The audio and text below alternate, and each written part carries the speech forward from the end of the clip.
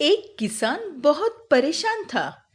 उसे अपने खेतों को सींचने के लिए पानी की जरूरत थी। इसलिए वह कई दिनों से अपनी जमीन के आसपास किसी कुएं की तलाश कर रहा था।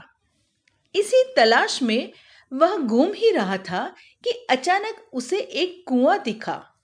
यह कुआं उसके खेतों से बहुत नजदीक था, इसलिए किसान बहुत खुश हुआ। उसने सोचा कि अब उसकी परेशानी खत्म हो गई। यह सोचकर वह खुशी खुशी घर चला गया। अगले दिन वह पानी लेने के लिए कुएं पर पहुंचा। जैसे ही उसने कुएं के नजदीक रखी बाल्टी कुएं में डाली, वहां एक आदमी आ धमका। वह किसान से बोला, यह कुआं मेरा है, तुम इससे पानी नहीं ले सकते। अगर तुम इस कुएं से पानी लेना चाहते हो तो तुम्हें इस कुएं को खरीदना होगा। यह बात सुनकर किसान कुछ देर रुका और फिर मन ही मन में सोचने लगा कि अगर मैं इस कुएं को खरीद लूं तो मुझे कभी पानी की कमी नहीं होगी और ना ही मुझे पानी के लिए इधर उधर भटकना पड़ेगा। फिर क्या था, दोनों के बीच एक रकम तय हुई।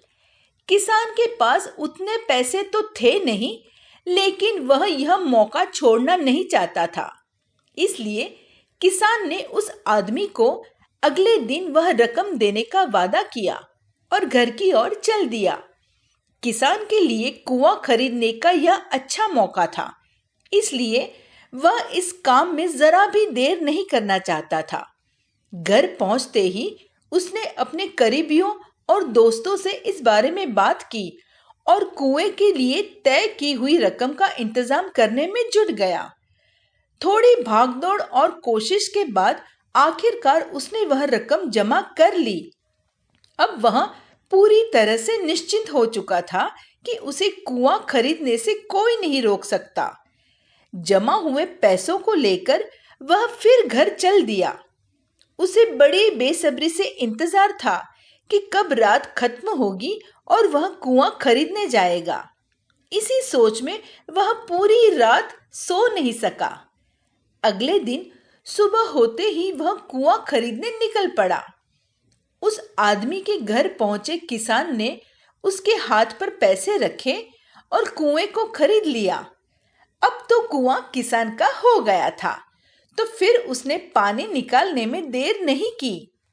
जैसे ही किसान ने कुएं से पानी निकालने के लिए बाल्टी उठाई, उस आदमी ने फिर बोला, ठहरो, तुम इस कुएं से पानी नहीं निकाल सकते हो।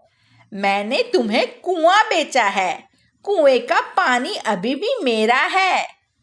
किसान मायूस हो गया और न्याय के लिए राजा के दरबार में शिकायत करने पहुंच गया। मालूम है उस राजा का क्या नाम था? राजा अकबर। राजा अकबर ने उस किसान की पूरी कहानी सुनी और फिर उस आदमी को दरबार में बुलाया जिसने कुआं बेचा था। राजा का फरमान सुनते ही वह आदमी भागा भागा दरबार में हाजिर हो गया। राजा ने उससे पूछा, जब तुमने इस किसान को अपना कुआं बेच दिया तो फिर इसे पानी क्यों नहीं लेने दे रहे हो? आदमी बोला, महाराज, मैंने इसे केवल कुआं बेचा था, पानी नहीं। यह बात सुनकर राजा भी सोच में पड़ गए। उन्होंने कहा कि बात तो यह पते की कर रहा है, कुआं बेचा है, पानी तो नहीं। काफी देर सोचने के बाद जब इस समस्या को सुलझाने में वह नाकाम हो गए तो उन्होंने बिरबल को बुलाया। बिरबल बहुत ही बुद्धिमान था, इसलिए राजा अकबर किसी भी मामले पर फैसला लेने से पहले उसकी राय जरूर लेते हैं। बिरबल ने एक बार फिर दोनों से उनकी समस्या पूछी। पूरी बात जानने के बाद बिरबल ने उस आदमी से कहा, ठीक है, कुआं तुम्हारा नहीं है, फौरन अपने पानी को कुएं से बाहर निकालो। बिरबल का इतना कहते ही उस आदमी को समझ आ गया कि अब उसकी चालाकी किसी काम नहीं आने वाली। उसने राजा से फौरन माफी मांगी और माना कि कुएं के साथ उसके पानी पर भी किसान का पूरा अधिकार है। यह देखकर राजा अकबर ने बिरबल की बुद्धिमानी की तारीफ की और कुआं बेचने वाले आदमी पर धोखेबाजी के लिए जुर्माना लगाया। कहानी से हमें यही सीख मिलती है। किसान और कुएं की कहानी से पता चलता है कि अपने आप को दूसरे से अधिक चालाक नहीं समझना चाहिए।